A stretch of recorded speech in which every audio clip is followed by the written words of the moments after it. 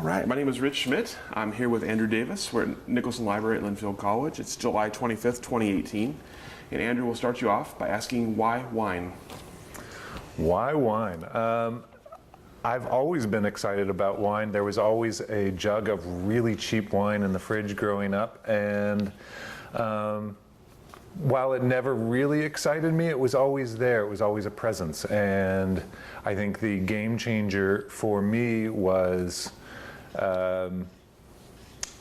a merchant I was working, as many college students do, in a coffee house, and a local merchant next door was a wine merchant, and she would make sure that I came over to the tastings, and she exposed me to wines that were markedly better than what was in the fridge growing up. Sure. And that was very exciting to me.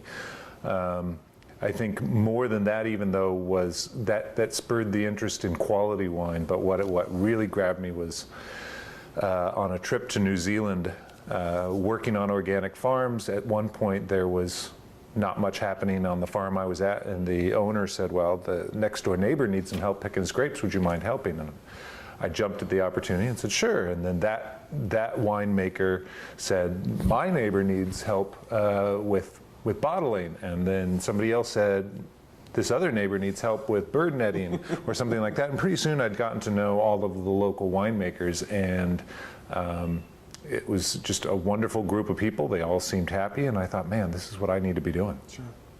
So did you grow up in Oregon, or how did you end up in Oregon? No, I grew up in the great grape-free state of Montana. And came out here on a recommendation of a friend. Really? Just for wine, or just on a recommendation of music? Okay. So tell us about getting here and then sort of finding the wine industry here. Well, that was basically what I just said. Was came out here, and eventually I ended up going to U of O, and then ultimately OSU. Okay. But in between those two universities, there was that trip to New Zealand, okay, which really opened the door. Sure. Okay. So when you decided to get into wine, or decided that might be your process, what was your next step after that New Zealand trip? The next step was working in a wine shop, and although it was a fine education, it did not cut it. I wanted to get my fingers dirty. I needed to get more involved. It needed to be more than just pushing bottles.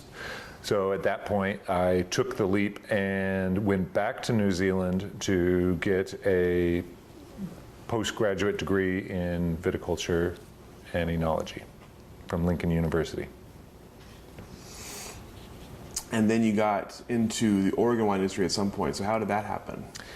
I was convinced that I did not want to be somewhere making warm climate wines. So making cool climate wines has always been my goal. And after studying in New Zealand and doing a vintage there, I would have loved to have stayed, but there were the business opportunities were slim. There was lots more winemakers than there were positions in New Zealand, and I'd already fallen in love with Oregon, so I was more than happy to come back here and follow my dream of becoming a winemaker, and knowing that I wanted to work with sparkling. First place I went to was Argyle. So. And why did you know sparkling? What was it about sparkling wine that drew you in? Have you ever seen someone with a glass of bubbles that didn't have a smile on their face? It's lovely.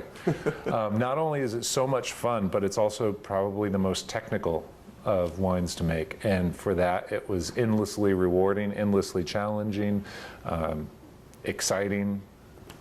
It's a labor of patience and love that has enamored me for years. So you mentioned you went to Argyle. So who are some of the people you worked under? Who are some of the mentors in your early days in the industry? Well, obviously Roland Souls.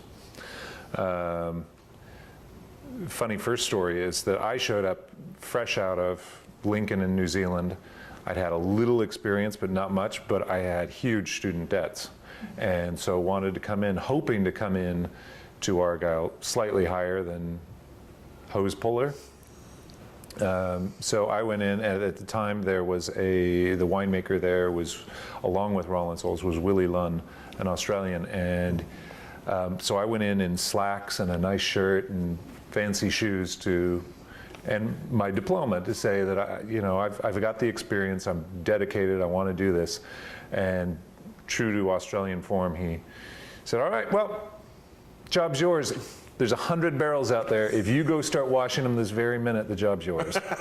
So I think that day I ruined a pair of slacks and a pair of shoes and a nice shirt, but I got the job and was there for nearly a decade. So tell me about working with Roland and Willie and kind of sort of the process of going from student with some experience to winemaker. It was incredible. It was a wonderful education, and I got to see with them every aspect of winemaking at the Argyle facility, the stills, the sparklings, and with the dedication to commit to be there for some time, I slowly but surely took on every aspect of the job, from the most basic tank cleaning through to bottling, through to sales, through to organizing and managing a winery. So it was a really a great experience for me to be able to take the time to fully learn what it means to manage a winery and the making of wine, from the humble features through to the more technical aspects. Sure. So you mentioned that sparkling is attractive to you because of the technical aspects of it. Was there a favorite part of the process of being in a winery? Was it a favorite part of your year or a favorite part of your day? Oh, well, obviously tasting trials are always fun. And I think, yes, I think the last phase in sparkling has always been my favorite, the dosage trials. It's the last opportunity that the winemaker has to put their stamp on a wine. So it's, you've made a base wine, you've assembled a cuvee, you've managed to get it in bottle and get it to sparkle, and right after, whether it's 2 years, 3 years, 5 years, or 10 years, you finally are getting this product ready to go to market, and it's the last opportunity you have to put the finishing touch on it and make an impression as a winemaker. So yeah, that's always been exciting to me. So what's your winemaking philosophy? Wines, I mean, this is a generic answer, but wines should express a place and a time. And I think that's why I'm excited about cool climate wines, is that more so than some of the warmer climate regions, every year is different.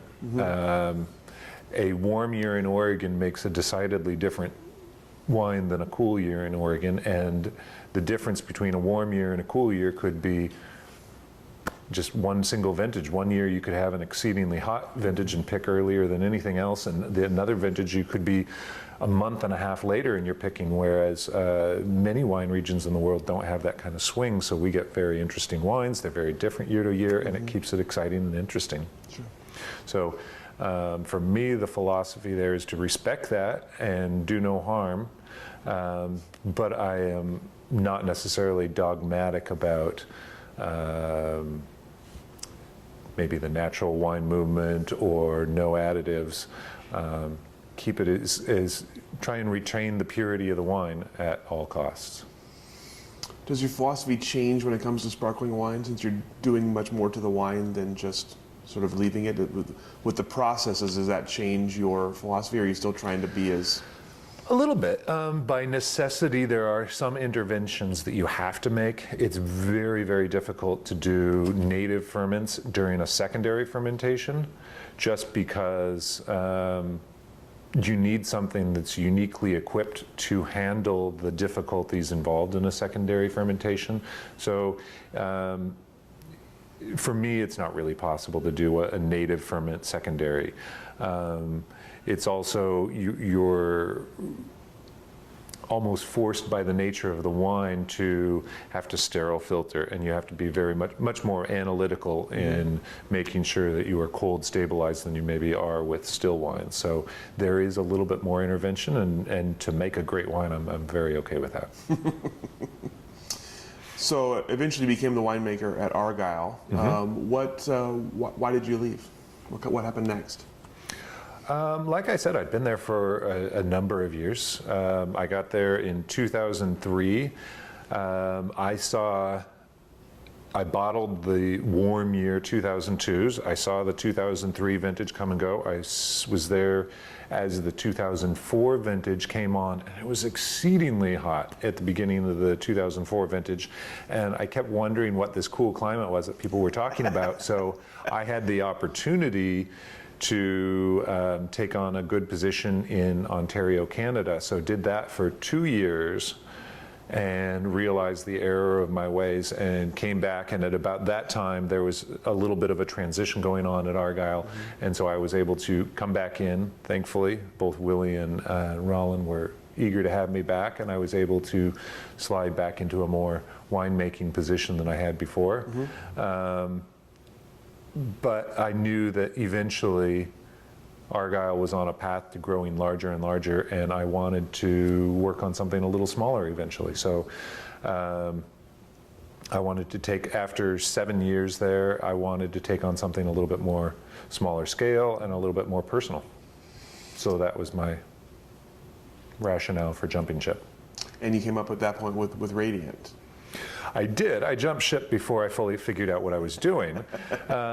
I leapt before I looked, and I realized that as much as I wanted to work with sparkling wine, I thought maybe I could consult or take on a small project, but in doing so, I realized that there was some severe limitations. People that were interested in doing sparkling and said, well, yes, I'm interested in doing this, but I don't have the equipment, or I'm interested in doing this, but I really am intimidated by the process of putting things away for 3 years and not necessarily knowing exactly what I was doing up to that point.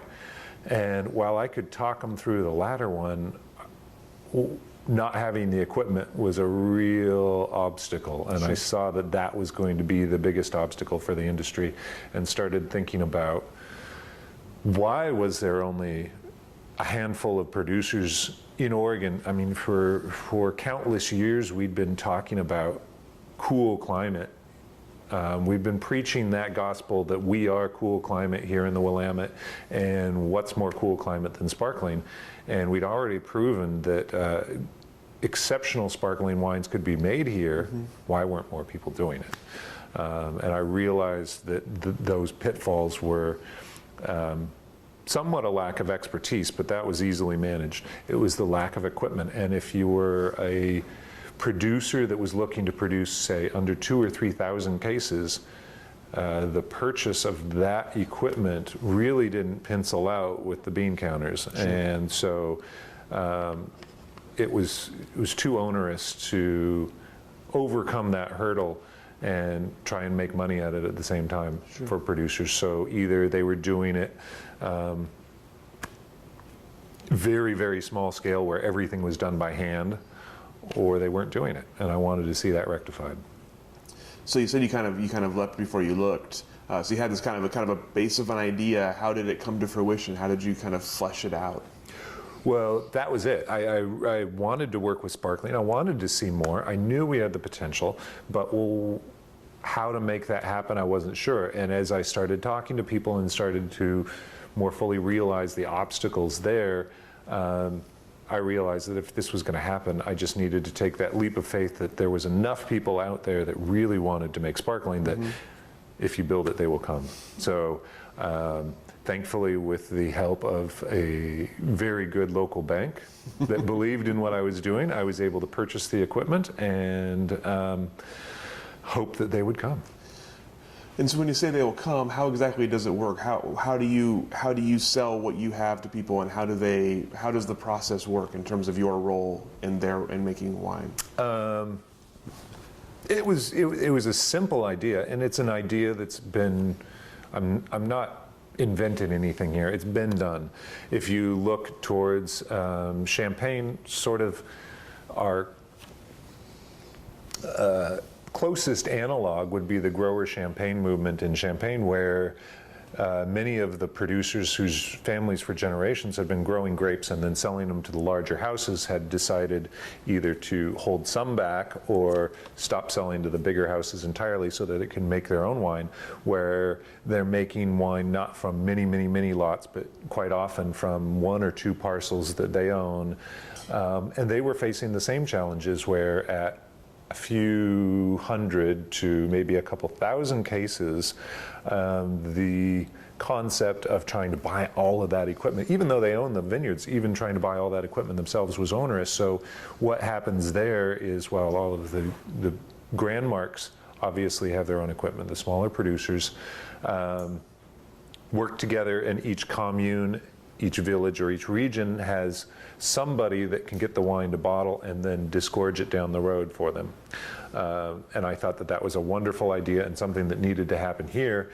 There's analogs in California as well, where smaller producers are able to come together and create their product. And so that was my idea of trying to make that happen here. And when I looked at the reality of what was going to be happening here, I realized that sparkling producers were going to be charging the same amount that they were charging for their upper tier Pinot Noirs. And, you know, that's $40 to $70.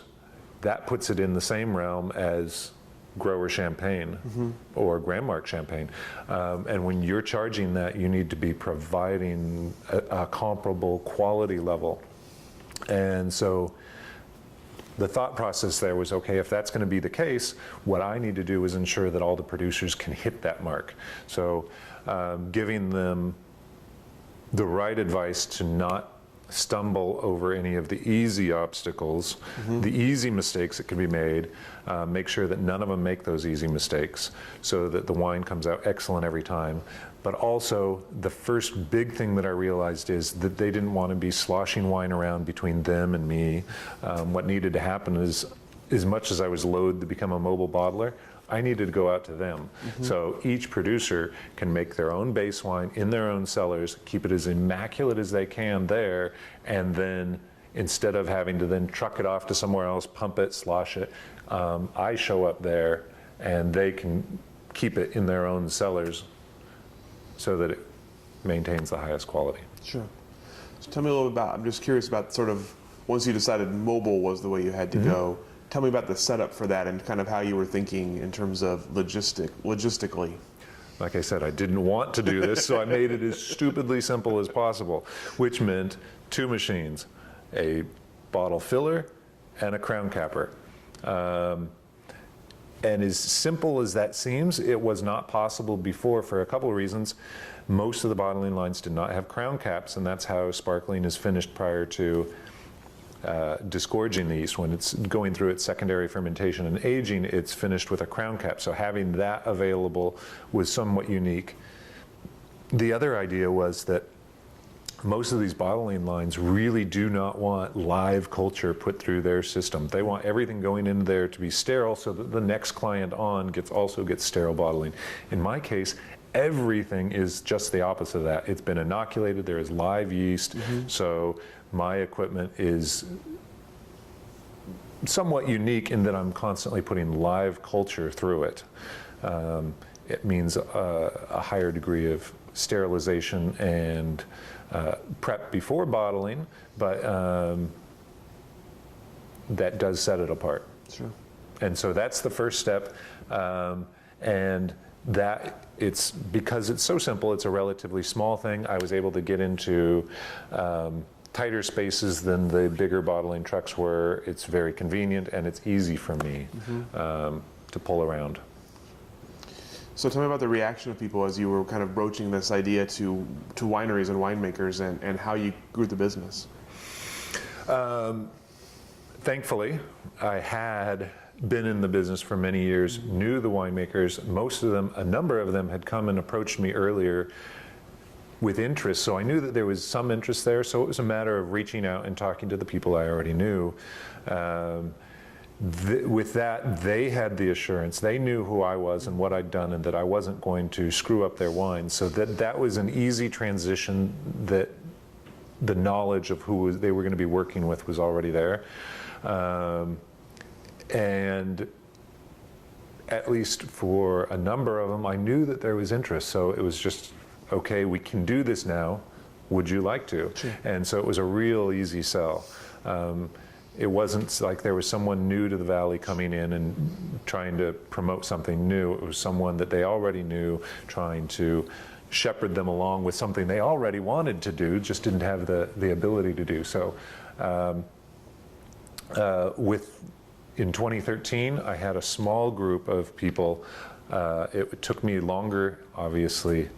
Every startup has its hurdles, and there's always, never happens as quickly as you think it will.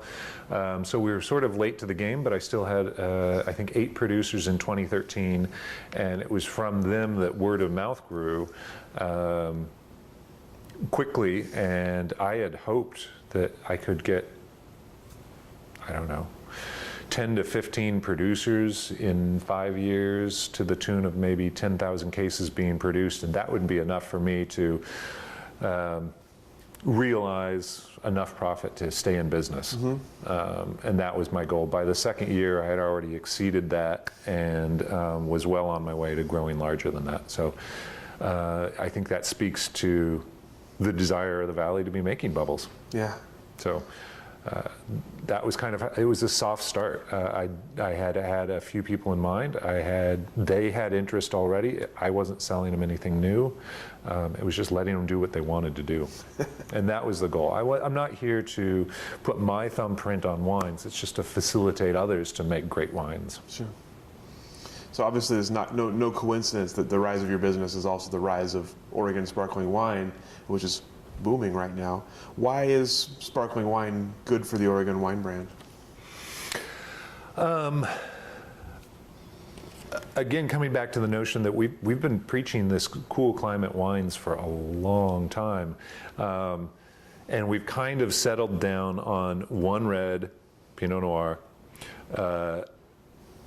arguably 2 whites, maybe 3, Chardonnay and Pinot Gris.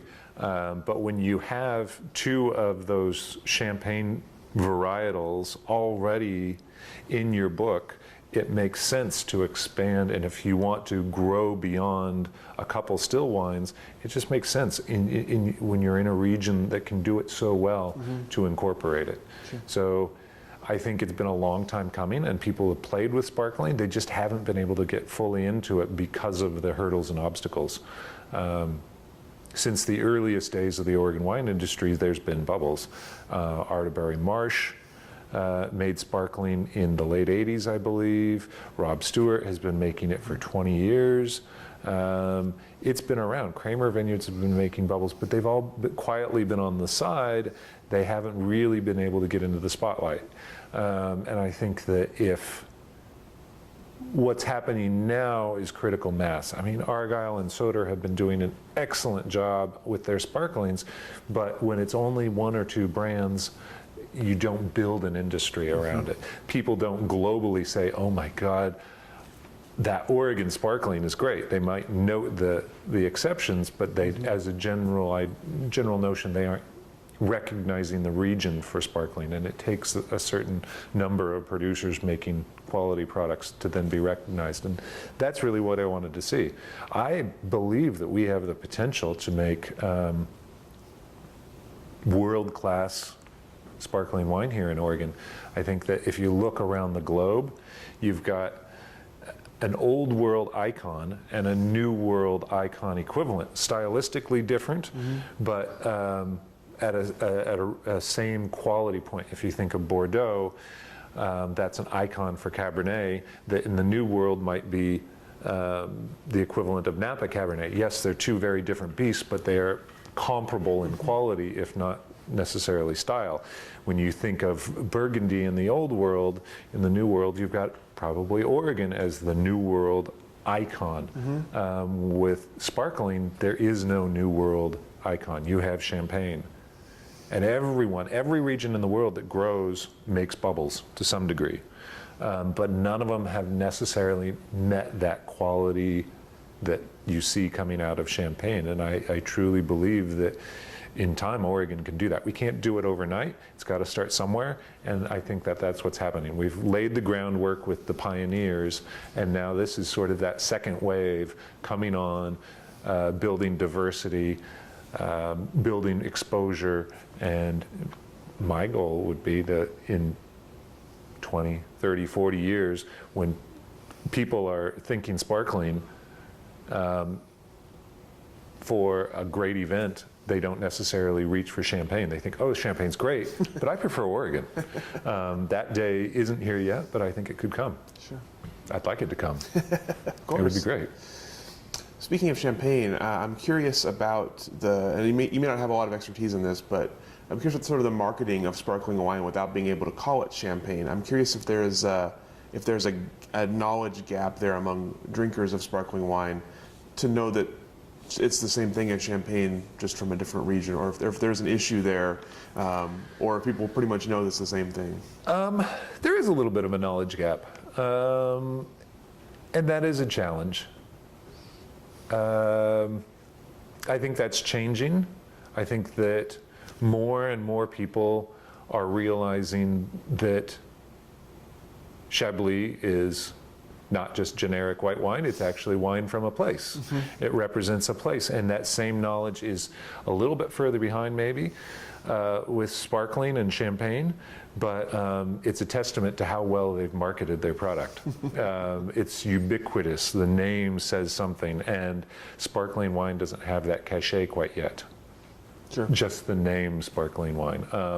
But I think people realize that champagne is a place and an item, and that an analog is made elsewhere, just as an analog to Burgundy is Oregon Pinot Noir. And that understanding is coming. Along with that understanding, there's a lot of gray area in sparkling wine that the consumer needs to wrap their head around. It doesn't quite yet. I think the knowledge base isn't quite there. I think that the average consumers of wine is pretty smart, as that wine comes from grapes. Mm-hmm. A red wine comes from grapes. They may still believe that you have to stomp on them, but the grapes get squished, they go into a barrel, and you taste the barrels, and maybe you blend the barrels together, and then you put it in a bottle. They can conceptualize that whole process, mm-hmm. And see it from start to finish, from berry to bottle. With sparkling, they know it comes from grapes. And then there's a gray area and a magic wand, and then it pops. But a lot of what happens in there is still vague, and there's a lot of misconceptions and just lack of knowledge there. And part of what I want to do with the Radiant Sparkling Wine Company is a bit of education around that, because the more you know about a product, the more excited you can be, the more you feel a part of it, mm-hmm. if you can understand that process. Sure. How do you go about educating on that level? This is part of it right here. I'm always happy to talk to whomever about sparkling. It's passion. It's easy for me to babble on about. But I'm also working with Schmidt. I'm on an advisory board there. I'm hoping to get more information in there. I've worked with Linfield in the past and had students come out.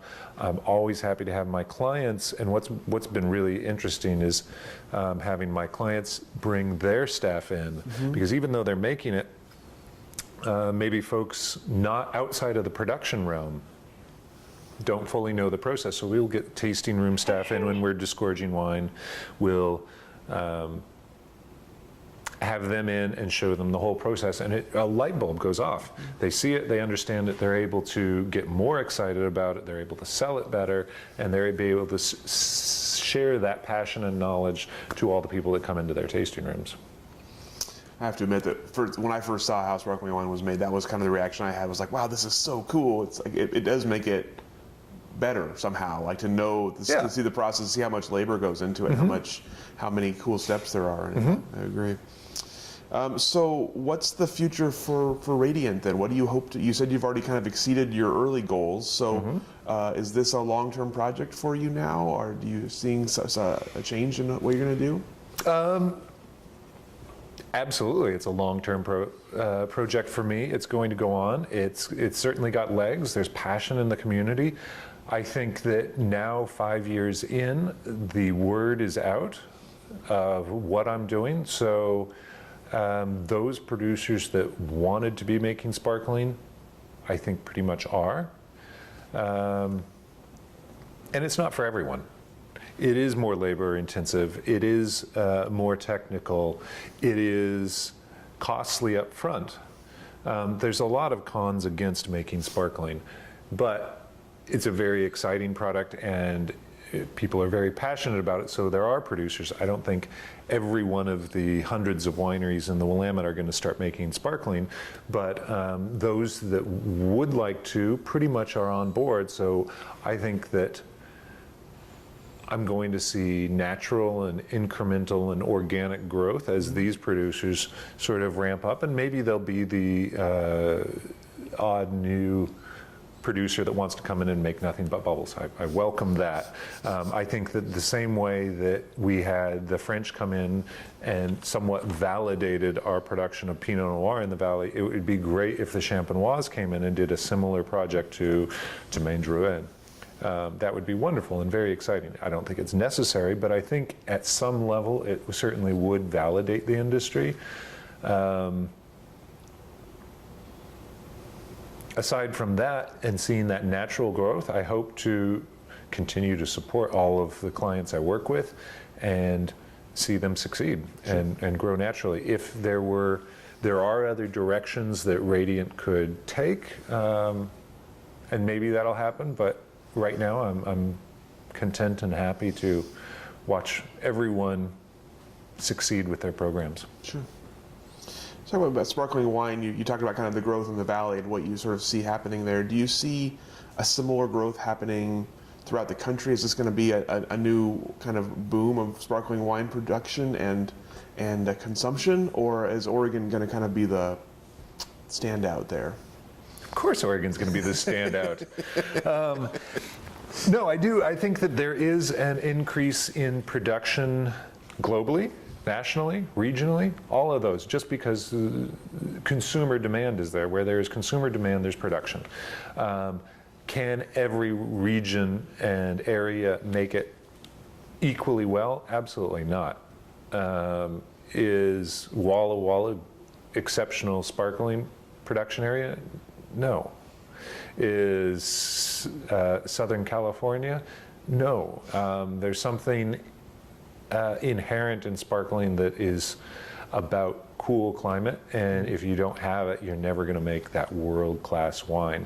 So I think that while more and more sparkling is being made around the globe and around the nation, around the region, I think that you will see Oregon and the Willamette stand out because it is climatically incredibly well suited to it.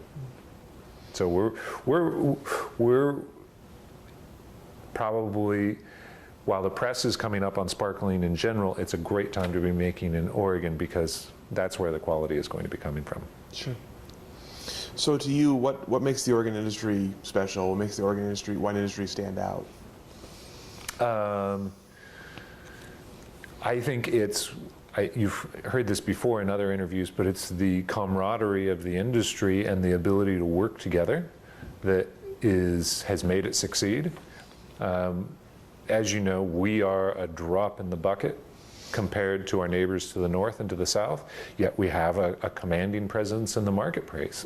We're acknowledged as an exceptional producer of high quality wines, and I think that same analog is going to be the case with sparkling.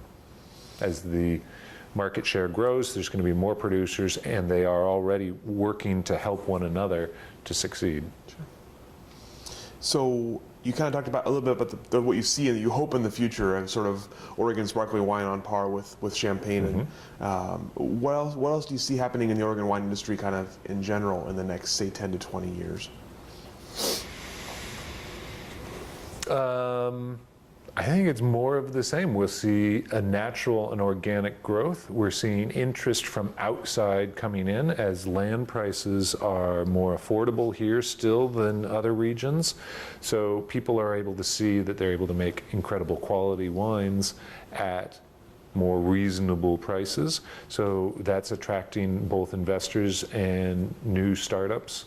I think that with that, you'll see incremental growth. We don't have, I don't think we'll ever be California. We just don't, it's not the MO for Oregon wines. I think we'll remain relatively small with a few exceptions, and that we won't necessarily see too many new categories of wine come in, but we will see quality and participation increase. We'll see quantities increase slowly, and we'll see this continued camaraderie within the industry, which has always helped it.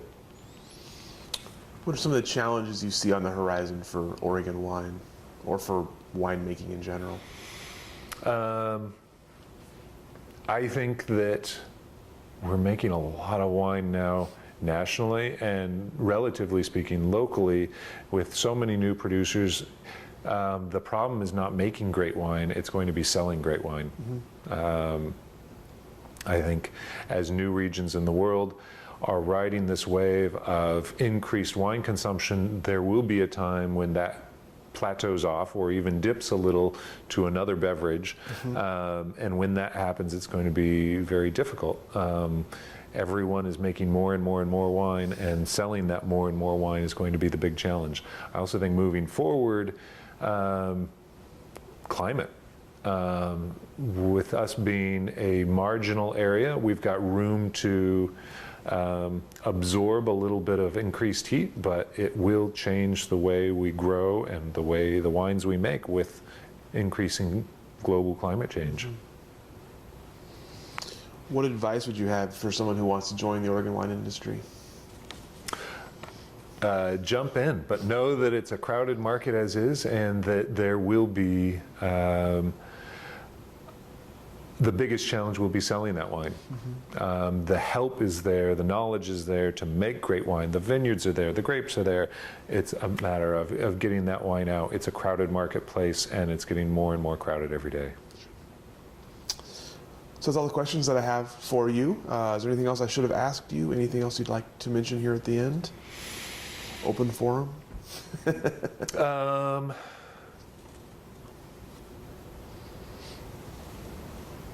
Conceptually, we didn't really cover what Radiant does. We only did the front end of it. So let's talk about Radiant, the whole process. Okay, so the Radiant Sparkling Wine Company, as I mentioned, was started to help facilitate people with the production of sparkling in the Valley. I knew that to achieve the goal of exceptional quality, we needed to be, that first portion needed to be mobile. So with that done, on site, the wine is bottled. It's got a live culture in it. The producer has worked with me to add enough nutrients and sugar to ensure that we'll have enough pressure, but not too much. We won't be blowing up bottles. We'll be exactly where we want to be, and that they'll finish and complete their secondary fermentation. Then it's a matter, that fermentation only takes 2 to 3 weeks, maybe 4 weeks, and then it's complete. You've got all the bubbles you're going to get. The sugar has been turned into CO2, it's done. The really exciting part about Method Champenois Sparkling is that period between the yeast finishing its job and when you release it. And it's that 2, 3, 5, 10 years aging on that yeast that really develops the character, the flavors you're looking for, as well as the tiny, tiny, tiny bubbles. You don't, if you were to pop a bottle after 2 weeks, you'd have bubbles like Coca-Cola. They're big, they're gushy, there's no finesse to them, and it's that time and the liberation of proteins from the yeast cells in the bottle that help create a matrix in the bottle that keeps the bubble size very small and petite, so all you see is these pinpoints in your glass, and you can't cheat it. There's nothing you can do. It just takes time. So that wine that's bottled at the winery, after I've ticked the box that says, yes, it's finished its fermentation, they can then move that out to, whether they keep it at their own winery or outside storage, it just sits. It sits for those 1 year, 2 years, 3 years, 5 years, 10 years. And then when they determine that they want to release it, that it's ready, at that point, it's in bottles. It ships really easy. So then it's a fixed location in McMinnville where the bottles are returned to me. We take them out of the bins. They go into a riddling machine. Yeah. And this is where some of I get this all the time from even people within the industry is, oh, how often do you have to riddle the bottles? Well, you just do it once. It's a mechanical process. The little old man of the cellar used to put them in the A-frame racks, twist each bottle in the morning when he came in, a quarter turn, and then a half turn the opposite direction before he went home. And that rocking motion works all the yeast down into the head, where you create a dense collection of the yeast in the crown cap. The little old man is a thing of the past. That's a recipe for a carpal tunnel. It's the same mechanical process if you put it into a cage and have the cage do the same movements. Sharp rotation with inclination, counter rotation with inclination, and what took the little old man 2 to 3 weeks takes me 5 days. So providing that service, whether it's mechanized or by hand, achieves the same goal. You've brought all the yeast that was in that bottle into a tight little plug in the crown cap, and then it's a matter of removing that, and that's that last part of the process of working with the wineries, working with the winemaker to put their final thumbprint on it. Because you're starting with grapes that are quote unquote underripe. They are lean, they are tart, they are dry. Almost always you're adding back a small amount of sugar to balance that acidity. So it's working with them to figure out style and balance. Where do they want to be? Do they want to be really lean? Do they want to be balanced? Do they want to be fuller and richer? And in addition to that, you can't put dry sugar into the bottle. You have to have some sort of carrier for that. And I think that's where the real excitement comes from, of trying to find just the right carrier. And in Champagne, that carrier, that vehicle for the dosage, is whatever wines they have in their cellar, which is lean Pinot or Chardonnay generally. In Oregon, we have an advantage over the Champenoise because we have many more things in the cellar to choose from. An example being working with a client on a rosé. It was their first time through, and I said, we're doing dosage with you for the first time. Let's explore our options and just shotgun it. And we tried to put in, I said, use every white wine you have. We'll make up a sample dose. It doesn't cost anything, and we'll try all these on the wine. Who would have thought that the preference at the table would have been Gruner Veltliner in a rosé, but it brought out a beautiful floral aspect, and it was gorgeous. But that's something that our compatriots in Champagne just don't have the option of. We have a broader palette to choose from to make the right wine for you, the producer. So there's this that's the fun part that I get to do with each of the wineries, is work with them on developing this dosage. Once that's made up, once we've determined the sweetness level, the carrier, the amount of sulfur to add or not add to it, then that gets added at disgorgement. When that yeast is removed from the bottle, the dosage is added, the final cork and wire cage go on, and it's labeled, and it gets packaged up and sent out. They get what they've brought me the bottle with yeast in it and a crown cap on it, and then what they receive at the other end is it fully packaged with the capsule and boxed up and beautiful clear wine. That's an amazing process. It is. It's fun. What are some of the biggest misconceptions, either among winemakers or among consumers, about that process? You kind of talked about the magic wand earlier. What do people think happens? The biggest one I see is, how often do you have to riddle the wine? There's a thought that you constantly have to mix these bottles, but no, it only happens once. The other is, there's an old myth or legend that the dosage commonly has like brandy or cognac. Theoretically, that could still happen. In practice, it really never happens. That's a throwback to 100 years ago in Champagne, when the wines were really lean and they used to, they would be 10 times as sweet as they are now, and they would also be doped up with brandy to increase the alcohol. So that's, as our farming has gotten better and we've gotten riper wines and our style and our tastes have changed towards a drier wine, that's gone by the wayside. Let's see, what else is a misconception? A lot of people don't understand that there's a crown cap on the bottle to begin with, and that just is because the oversized beer cap is a better closure than cork. It holds in the pressure better, keeps oxygen out better. In theory, you could finish a bottle, and a number of producers do, finish the bottle by putting a crown cap back onto it, and that's the best closure you could have. But traditionally speaking, the cork goes in after that. Sure. With all that, with the amount of time and labor that takes you then, and is there a cap on how many clients you could have at a time, or can you keep growing? No, that's just me manage my growth. I think though that the limited size of the valley and the fact that not all producers are going to want bubbles will put a cap on my production.